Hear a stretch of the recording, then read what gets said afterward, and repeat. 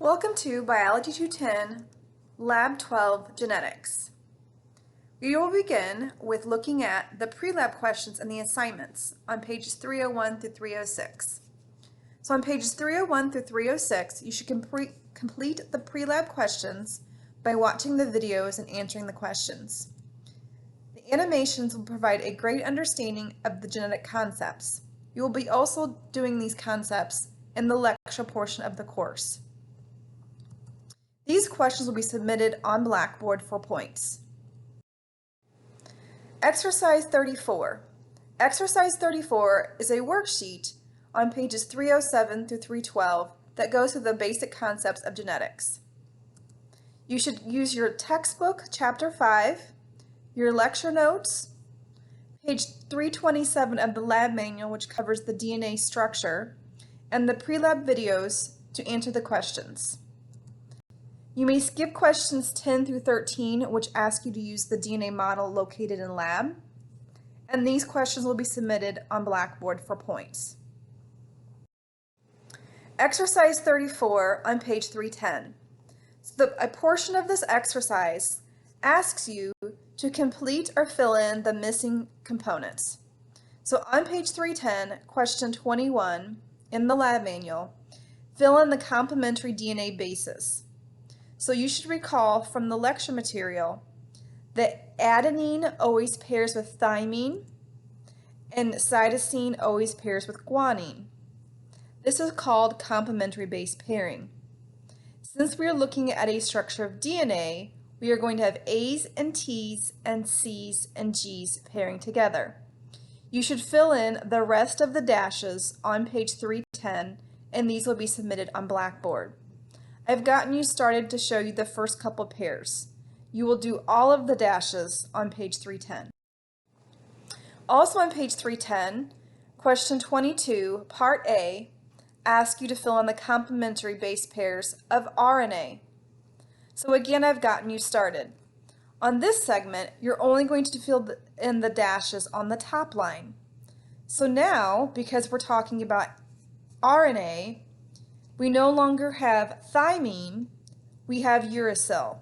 So now adenine will pair with uracil, and cytosine and guanine still pair together. So anywhere you would have put a T for thymine, you would replace it with a U of uracil. So again, I've gotten you started. A, U, G, C, A, U, T, A, U, C, G.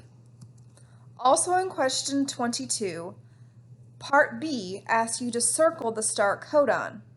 You should refer to your lecture notes or exercise 34, the first few questions, on what the start codon is. Recall that a codon is a set of 3 nucleotide bases. Also on question 22, part C, you should underline the stop codon twice. That will tell you where to begin on question 23 and where to stop. Again, you may need to refer to the textbook or your lecture notes for the stop codons. There are 3 stop codons. Exercise 34, page 311.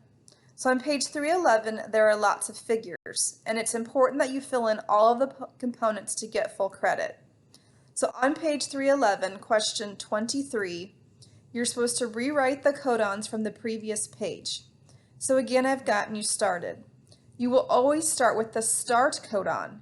So on the very first one in red, I have filled in AUG, which is the start codon. You also need to fill in the amino acids. And you would get the amino acid using the codon and using table 5.4 on page 311. So if you look on the table on page 311, AUG, the start codon, would code for the amino acid met or methionine. You should continue to fill in these spaces and these blanks using the questions on page 310.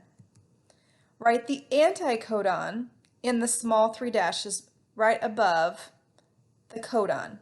Again, I've started this for you. So AUG is the codon The anticodon is complementary UAC. Again, you should fill in all of the components to receive full credit. Also on page 312, we are asking you to fill in the labels for this diagram. All of the choices of the labels are provided on page 312. So for example, letter A looks like a double helix. So that might be DNA. You should fill in A through K to receive full credit. Again, you may need to refer to your textbook or your lecture notes. Exercise 35, regulation of gene expression. So now we're going to begin to talk about some of the experiments listed in the lab manual. The regulation of gene expression is on pages 313 through 315. As we have seen in the previous exercises, genetics plays an important role in microbes and in humans. Without genetics, microbes would not be able to divide, evolve, or adapt, and humans would not be able to survive or reproduce. Genes are segments or pieces of DNA that contain specific sequences of nucleotides. So for example, E. coli is a bacteria that contains one chromosome and about 4,000 different segments. Each of those segments is rearranged to make a new organism. So for example, in this one we have ATCG, and that's just a few of the nucleotide bases. If another organism had TCAG, that would make an entire new sequence and possibly a new organism.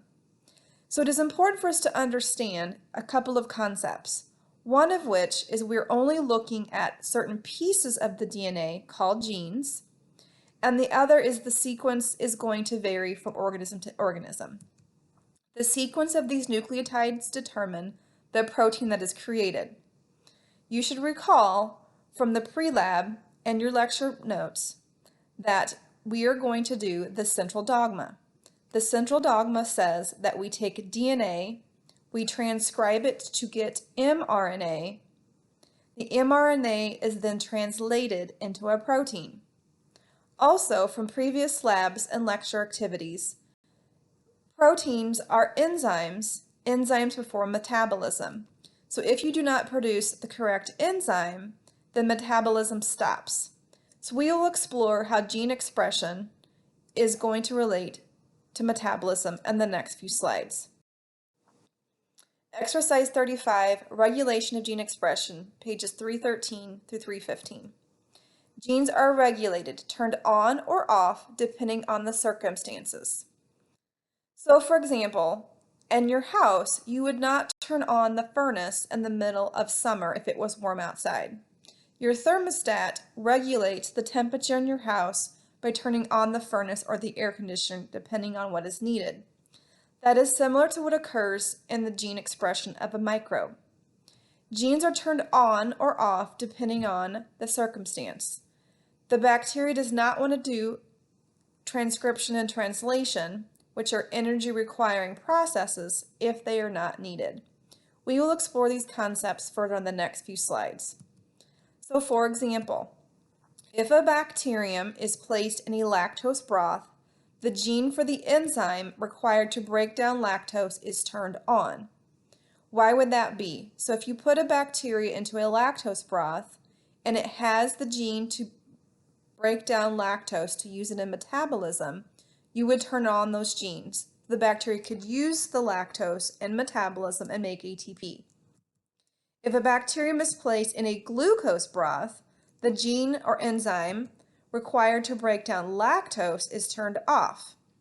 It is not expressed. In other words, if you're in glucose, you would not want to make the genes to break down lactose or the enzymes to break down lactose. They would be unnecessary. So this is regulation of gene expression. Certain genes are turned on. Remember, genes contain the DNA when needed. The rest of the time they are repressed or turned off. Let's look at the picture. Slide. So here we have a red test tube with a Durham tube. This is the same test tube that we saw in lab 11, the physiological tests. So in this test tube, it is uninoculated lactose broth. So basically, there's been no bacteria added to the lactose broth, and it has sugar. So we would then inoculate aseptically using a loop E. coli into this broth. After 48 hours, we can see that E. coli has fermented this particular bacteria, or this particular sugar. So what do I mean by fermented? It has performed metabolism. We can see that E. coli has performed metabolism on the lactose broth because the broth has turned from a red to yellow color. Recall that phenol red is an indicator for acid production. It has also produced a gas bubble in the Durham tube. The gas bubble indicates carbon dioxide has been produced. A byproduct of aerobic respiration is carbon dioxide. So we can tell that E. coli has been able to eat or metabolize the lactose in this broth. So what does that have to do with genetics? It has to do with the genes that were turned on that allowed this actual metabolism to take place. We will explore this further on the next few slides. E. coli and the lac operon. An inducible operon, one of which that is turned on when lactose is present. So let's see what happens. Again, this is only going to occur when lactose is present. If you were to inoculate E. coli into a tube of sucrose or glucose or mannitol or some other sugar, this operon would still be repressed or turned off. This is only going to be turned on when lactose is present. So step 1, lactose is transported into the cell by something called allolactose. Allolactose acts as the inducer, similar to the story or the analogy when I said a pregnant woman is given Pitocin to cause contractions or increase labor. So in this story, the inducer is not Pitocin, but allolactose. The lactose must be transported into the cell because that is where metabolism occurs. Recall that glycolysis, the prep step or intermediate step, the citric acid cycle or Krebs cycle all occurred in the cytoplasm of the cell. So the lactose needs to get into the cell for those metabolic reactions to occur. Step 2, the inducer, allolactose, inactivates the repressor. So in other words, the repressor is turning the system off all of the time. The repressor is only inactivated or removed when lactose is present. So next, RNA polymerase binds to DNA once the repressor is removed. Transcription, which makes mRNA, and translation, which produces a protein or enzymes, occur. The result of translation is the enzyme beta-galactosidase. So let's go back through a few more of these components before we look at the next slide. You should recall from lecture and the Prelab questions in exercise 34 that you take a molecule of DNA and transcribe it into, in this case, mRNA. During transcription, RNA polymerase needs to bind to the DNA. During translation, the mRNA created in transcription is translated by using ribosomes, tRNA, codons, etc. to produce a product which is a protein. Proteins are enzymes that fold from their primary, secondary, tertiary, and quaternary structure to perform metabolic reactions. So without genetics, this process would not occur. So let's look at the picture of this on the next slide. So in this slide, we see the operon is actually turned off, and it says lactose is absent. What you can see on the left-hand side of the screen is an uninoculated glucose broth, or even if it was inoculated glucose broth, we are talking about lactose. So if glucose was present, the system would remain turned off. The system for the lac operon is only turned on in the presence of lactose. So let's see what's happening in the image. We see our DNA, and we see something called our regulatory gene, our promoter, because remember these are components of our operon, and our operator. The operator is going to have a repressor bound to it. So when it says active repressor, the repressor acts as a roadblock. As long as the repressor is present, RNA polymerase cannot bind. If RNA polymerase cannot bind, then no transcription. You cannot perform translation without transcription. So let's see what happens on the next slide. So now we have inoculated E. coli into a lactose broth. Again, we see our gas bubble, meaning carbon dioxide has been produced and fermentation of lactose has occurred.